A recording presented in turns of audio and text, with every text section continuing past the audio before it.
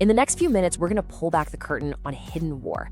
It's a war being fought right now on every screen you look at in every social media feed. It's the war for your attention. And we're going to explore the science of why some things are just impossible to ignore, while most, well, they just become invisible. So forget everything you think you know about creativity. This isn't about art. This is about engineering intensity. Just let that sink in for a moment. All that work, the budget, the brilliant strategy, poof, gone. Delete it. And it's not because a competitor was smarter, it's because the human brain itself has evolved this incredibly powerful, totally subconscious filter just to survive the modern world. Today, we're going to learn how to get past that filter. All right, here's our game plan. We'll kick things off by busting a huge myth, what I call the creativity fallacy. Then we'll look at how our eyes built a brand new gatekeeper to deal with all this information. We're going to pop the hood on something called the Saliency Engine, the machine that literally forces attention. We'll dig into the deep psychology of why it works. I'll give you a step-by-step framework to build it yourself. And then we'll wrap up by looking at what this all really means. Okay, so first up, we need to talk about a fundamental mistake in thinking that honestly holds so many people back. It's this belief that to get noticed, you have to be prettier or more clever. But the truth? Well, the truth is a lot more brutal and way more interesting than that. So, on the left, you've got the advice we've all heard a million times. Make it high quality, make it clever, make it beautiful. But the hidden truth is on the right. For years, the goal has been perfection. But here's the thing, your brain is a pattern-ignoring machine. It is designed to conserve energy. And when it sees something that fits the pattern, like a perfectly polished, totally on-brand ad, it just deletes it. It's neurological camouflage. The very thing you thought was making you look professional is actually making you completely invisible. And this is the core of the problem. The belief that people choose what they look at. They don't, at all. Attention is a reflex, not a choice. I mean, think about you scrolling through a feed. You're not sitting there consciously judging every single post. No way. Your subconscious brain is doing it for you at an insane speed. And that's why advice like, oh, you should match the platform's aesthetic is just so dangerous. It's literally telling you to become the wallpaper. It's a death sentence. So, if the goal isn't just to be pretty, what is it? It's this, ocular capture. And this isn't about persuasion, it's not about being charming. This is the raw, pre-conscious act of seizing a person's visual attention. It's basically a neurological ambush. In a world where content is infinite and basically free, the ability to make an eyeball stop, that is the new luxury good. So how in the world did we get here? How did our brains get so ruthless at just ignoring stuff? Well, it all goes back to this massive shock to our system that literally rewired how we see the world. You know, the mid-2020s, that was the real breaking point. The fire hose of information we were all drinking from suddenly became a tsunami. I mean, every single day we were seeing more images and videos than our ancestors saw in their entire lifetimes. So our brains, faced with this insane cognitive load, had to do something to survive. And they adapted. The eye developed a new gatekeeper, a ruthless bouncer at the door of your mind that decides what gets in and what gets tossed out. We basically stopped seeing the world and we started filtering it instead. And then the great flood happened. Generative AI put a Hollywood design studio in everyone's pocket. All of a sudden, beautiful was easy. It was infinite. And you know what happens when the supply of something becomes infinite, right? Its value drops to zero. Beautiful became the new boring. It was just one more predictable pattern for that gatekeeper in our brain to file away and ignore. And out of this chaos, a new kind of expert emerged, the saliency engineer. Now, these weren't your traditional creatives. They were part artist, part neuroscientist. And they understood that in a world of infinite beauty, the only real advantage left was intensity. The goal was no longer to fit in, to harmonize with the feed. The goal was to violate it, to create a visual disruption so jarring that the brain's gatekeeper has no choice but to sound the alarm. Okay, so this brings us to the actual machine, the core mechanism. If we're going to violate the environment, we have to understand the physics of the interrupt. And this isn't guesswork, it's a system, it's a process designed to get past the brain's defenses. This is it. This is the saliency engine. I want you to think of it like a 4-stage rocket designed to bypass all those defenses and achieve ocular capture. Each stage builds on the one before it, and each one exploits the hardwiring of our visual system. Stage 1 is all about color. Stage 2 is about shape. Stage 3 is motion. And stage 4, that's the goal, achieving what's called a neural lock. Let's break these down, starting with the most powerful tool we have, color. Stage 1, chromatic contrast. Okay, this is the tip of the spear. Before your brain can even figure out what it's looking at, a person, a product, some text, it has already processed its color. It's the fastest, most primitive part of our visual system. Saliency engineers use this by deploying what are called signal colors. And these aren't just bright colors, no. They are colors specifically chosen because they feel alien to the environment. So if you're on a platform with a lot of blues and whites, a signal color might be a searing hot pink or a neon green. Its only job is to create a moment of pure visual shock. It's like a fire alarm for the eyes that screams, hey, whatever you do, don't ignore this.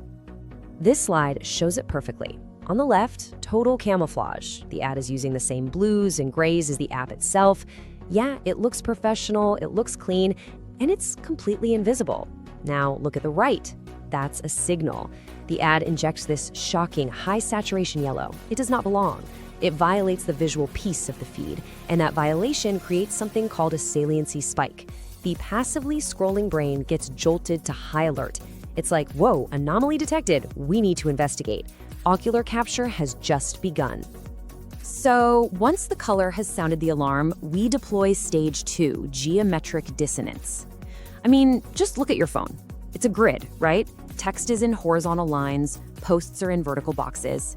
Our brains have been trained by thousands of hours of scrolling to expect this predictable structure. It makes things easy to process and also really easy to ignore. Geometric dissonance is the art of smashing that grid. It's about using diagonal lines, weird angles, and unexpected depth to create a visual problem that the brain has to actually stop and solve. And it's that little bit of extra work that traps the eye. So, how do you actually do it? Well, you can slash through the comfortable grid with diagonal overlays. You could introduce a floating 3D object that creates this impossible sense of depth on a flat screen. You could use asymmetrical framing to create a kind of visual tension that the brain just has to stare at. Or, my personal favorite, illegal angles. Just tilting something 3 or 4 degrees off axis. It's subtle, but it creates this powerful feeling of wrongness that holds the eye. Now, these tools snag the eye, but to really lock it down, we bring in the last 2 stages. Stage 3 is motion vectoring. Our eyes are instinctively drawn to movement. It's another survival reflex. And this leads to the final goal, stage 4, neural lock. This is when the color, the shape, and the motion all work together perfectly to create a state where the brain is locked for just a fraction of a second. But that's long enough for your message to finally break through. That is complete capture. Okay, so we have the tools. Color to shock, geometry to trap. But why do they work so well? I mean, what's really going on here? The answer isn't in some marketing textbook. It's actually coded into our DNA, a leftover from our prehistoric survival instincts. The entire Saliency engine is really built on this proven psychological principle called the von Restorff effect. Basically, what it says is that when you see a bunch of similar things, the one that's different is the one you're most likely to remember. It's not a preference, it's not a choice, it is a neurological law. Our brains are literally hardwired to find and focus on the weird one, the outlier. This slide gets right to the heart of it. Just picture one of our earliest ancestors out on the savannah. Their entire world was a sea of patterns, millions of blades of green grass, the endless blue sky. Survival depended on one thing, spotting the anomaly, the one patch of grass that moved when nothing else did, the flash of orange fur that broke the pattern of green, the brain that could ignore the 99.9% of predictable stuff and lock onto that tiny fraction that was different. That was the brain that survived. Well, your social media feed is the new savannah. And to be seen, you cannot be another blade of grass. You have to be the tiger. Okay, so we've covered the theory, we've looked at the machine, and we understand the psychology. Now let's get practical.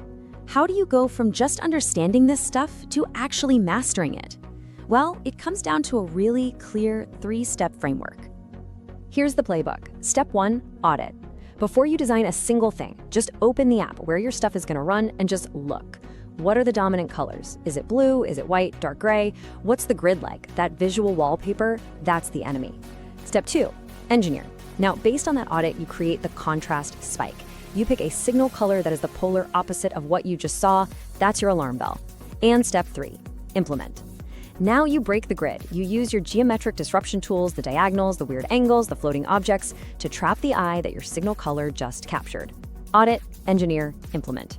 That's the process. And this really is the core philosophy you have to adopt. The old ways of thinking about professionalism, clean lines, sticking to the brand guide, aesthetic harmony, those things are actually liabilities now. They make you invisible. The new rule is to be noticed, even if that means being a little weird, a little jarring. Because in this new economy, the only thing worse than being disliked is being completely ignored. So let's bring this all home for our final and honestly our most important lesson. Because this is about way more than just a few tricks to get some clicks. It's about what it actually means to connect with people in a world that is drowning in noise. You know, it would be really easy to look at all of this as just a bunch of cheap tricks, but that would be missing the point entirely. Engineering intensity isn't about manipulation. It's about respect. It's about earning the right to someone's attention. In a world where everyone is just shouting, taking the care to be visually disruptive is actually a signal of value. It's like you're saying, hey, I know your time is precious. I know you're overwhelmed. What I have to share is important enough that I've actually engineered this message to break through all that noise and find you. You're proving you're a signal, not just more static. And that right there is the bridge over the great canyon of indifference. See, the best marketing doesn't push people through a funnel anymore. It builds a signal so bright, so intense, that it pulls them willingly across that bridge toward the value you have to offer. It's a fundamental shift from pushing to pulling, from shouting to signaling. And that is the art and the science of being seen in the modern world.